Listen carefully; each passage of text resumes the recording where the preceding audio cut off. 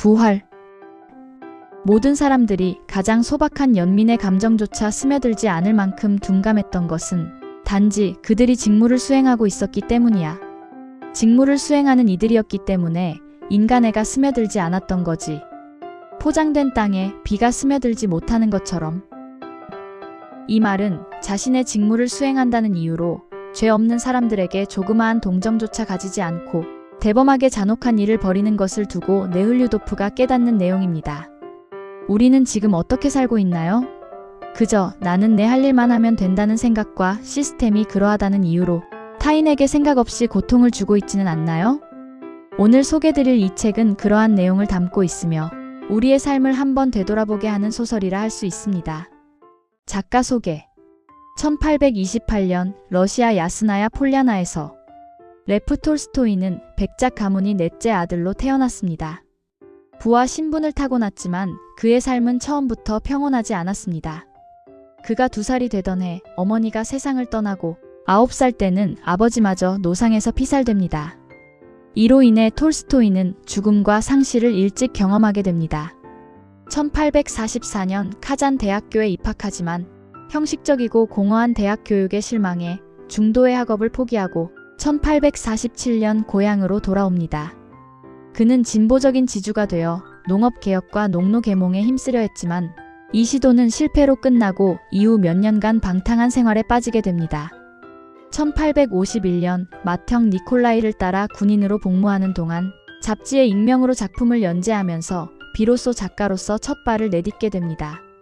이후 그는 작품 활동과 함께 농민들의 열악한 교육 현실에 깊은 문제의식을 느껴 직접 학교를 세우고 교육 실험을 시도합니다.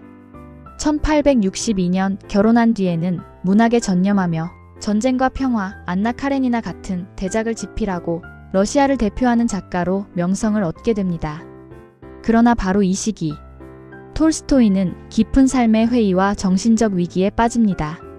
그리하여 그는 원시 기독교 사상에 몰두하며 사유재산 제도와 러시아 정교를 강하게 비판하고 금욕적인 삶을 실천하며 빈민구제 활동에 나서게 됩니다. 톨스토이의 이러한 사상의 결정체가 바로 1899년에 발표한 부활입니다.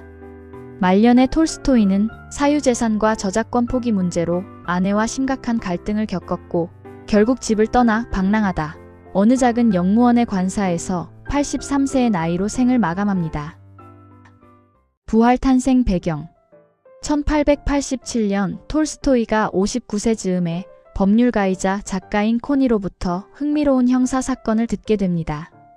16살 고아 소녀가 자신을 양육한 귀부인의 조카와 정을 통하여 임신을 하게 되고 귀부인 집에서 쫓겨난 소녀는 창녀로 전락하였으며 그 소녀는 절도와 살인 혐의로 재판을 받게 된다.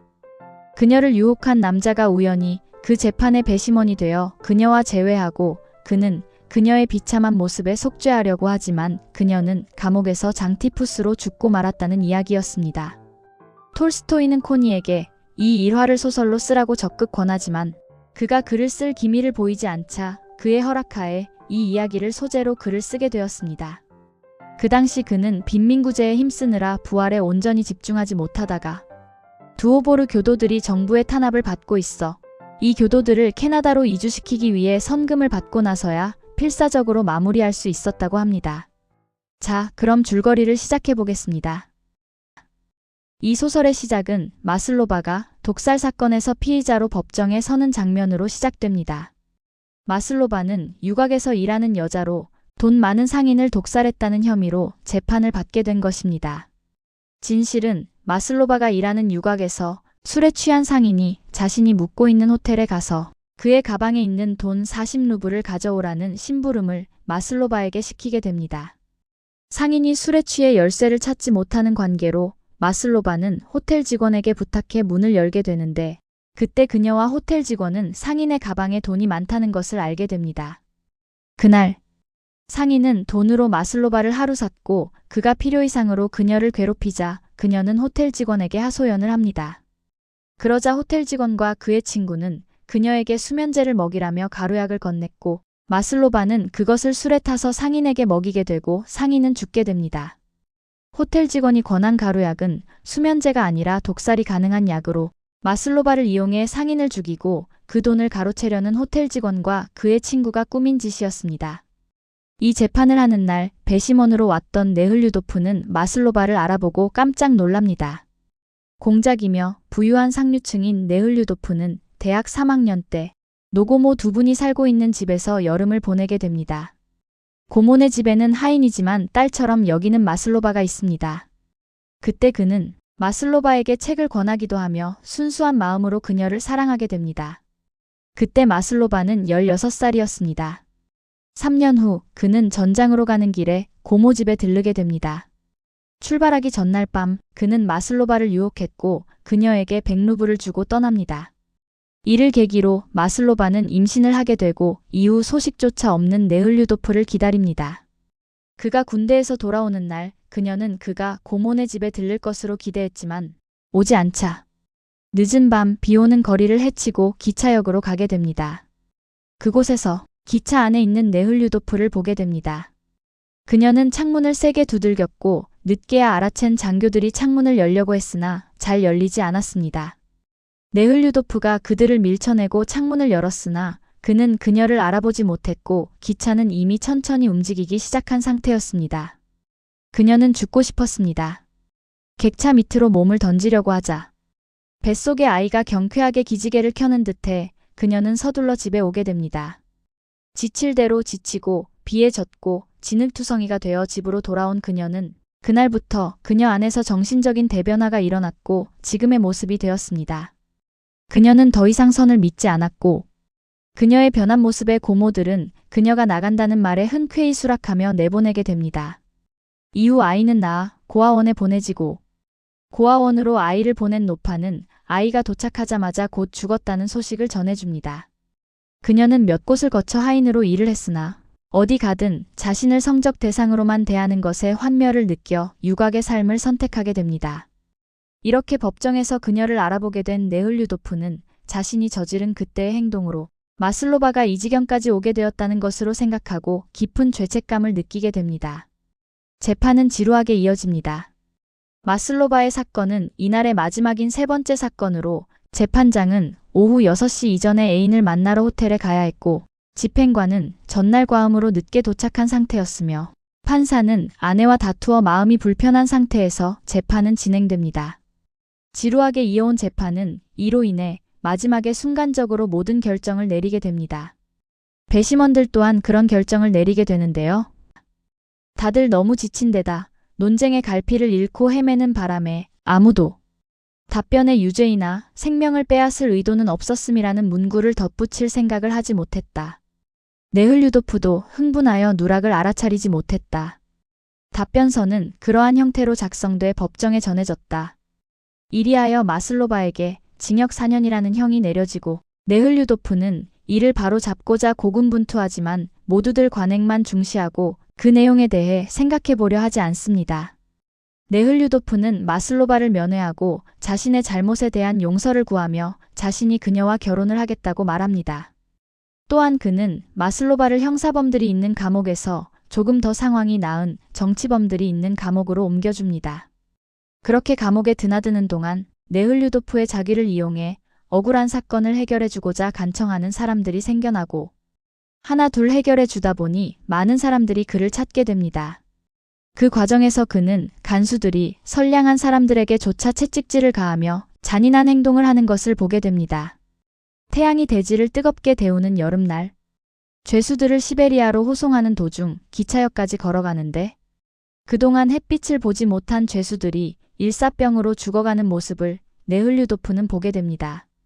또한 마슬로바가 정치범들과 함께함에 따라 네흘류도프는 그들과 이야기를 나눌 기회가 많아지면서 이타적이고 똑똑한 많은 사람들이 감옥 안에서 비인간적인 대접을 받으며 지낸다는 사실을 알게 됩니다. 그는 단순한 것을 물었다. 왜, 무슨 권리로 일부 사람들이 다른 사람들을 가두고 괴롭히고 유형을 보내고 채찍질하고 죽이는가? 정작 그들도 자기들이 괴롭히고 채찍질하고 죽이는 사람들과 똑같은 인간들인데 정작 그가 답변으로 얻은 것은 인간에게 자유의지가 있는지 없는지에 대한 논의들이었다. 마슬로바의 사건을 상고한 것이 원로원에서마저 기각되고 마지막으로 황제에게 탄원서를 제출한 상태에서 네흘류도프는 농지 문제를 정리하러 갑니다. 그곳에서 그는 자신이 그토록 편하게 사는 삶의 이면에는 그들의 힘들고 배고픈 삶이 있었다는 것을 깨닫게 됩니다. 죄수들과 함께 네흘류도프도 시베리아에 도착하고 그동안 마슬로바는 똑똑하고 이타적인 정치범들과 함께 생활하면서 그들의 영향을 받게 됩니다. 그리하여 그녀는 순수했던 예전의 모습을 찾게 되고 네흘류도프의 책임감 있는 행동이 그녀의 마음을 열게 하여 그녀의 마음 한구석 또다시 그에 대한 사랑이 자리 잡게 됩니다. 이때 정치범 크릴초프가 병으로 죽어가는 지경에 이르자 네흘류도프는 그를 병실로 옮기는 것을 청하기 위해 시베리아 지방관에게 갑니다.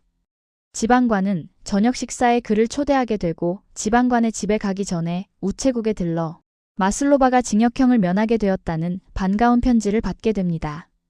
이날 그는 감옥에 갔지만 마슬로바를 만날 수 없어 소식만 전하고 호텔로 돌아와 오랜만에 깨끗이 씻고 말끔하게 옷을 차려 입은 후 지방관의 저녁 초대에 참석하게 됩니다.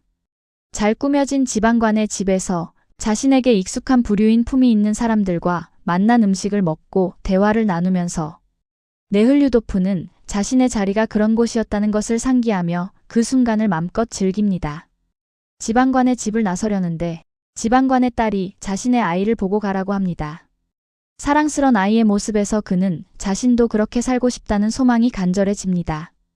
오랜 시간 함께 지내온 죄수들은 그들끼리의 사랑이 감옥 안에서도 이루어지게 되는데 귀족 출신인 정치범 시몬손도 마슬로바를 사랑하게 됩니다.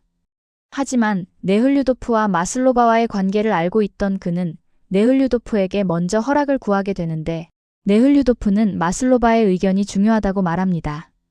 네흘류도프는 마슬로바의 마음이 어떤지 잘 알 수 없어 마슬로바의 의향을 물어봅니다.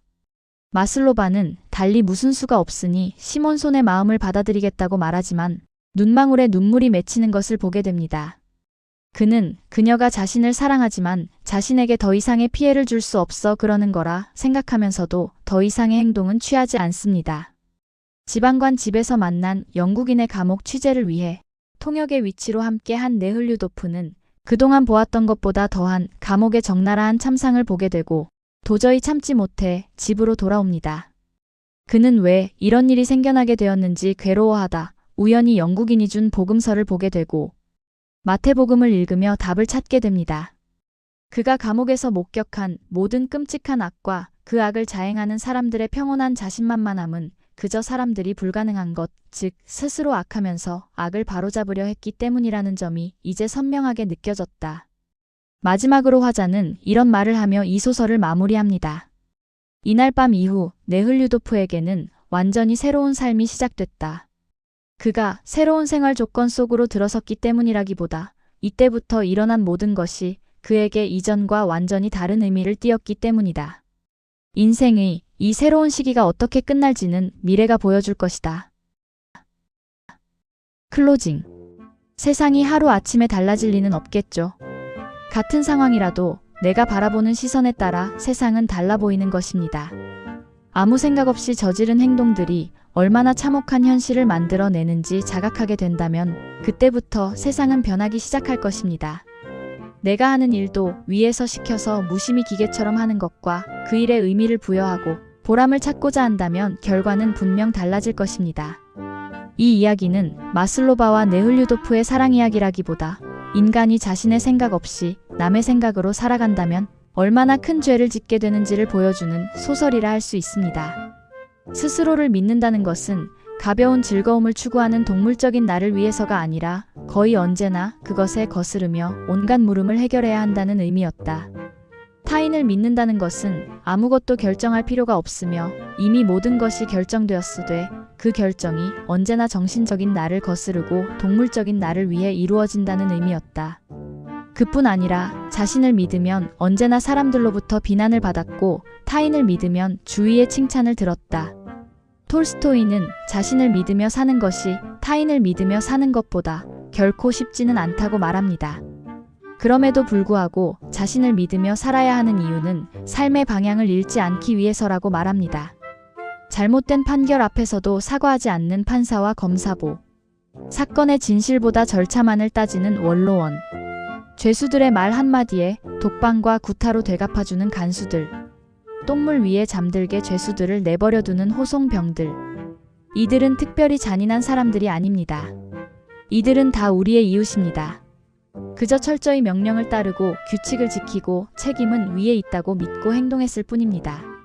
톨스토이는 이처럼 자신의 사유 없이 직무에 충실하기만 하는 것이야말로 얼마나 위험하고 잔혹한지를 보여줍니다. 이 소설에서 부활은 자기 죄를 자각하고 삶의 태도를 근본적으로 바꾸는 깨어남을 의미합니다. 그러하기에 부활은 죄수들만이 아니라 스스로를 무죄하다고 믿으며 살아가는 우리 모두에게 경종을 울리는 작품입니다. 나는 어떻게 살아가야 하는가? 라는 질문을 강하게 던지는 그런 소설이라 할 수 있겠습니다. 책과 알매 온우주였습니다.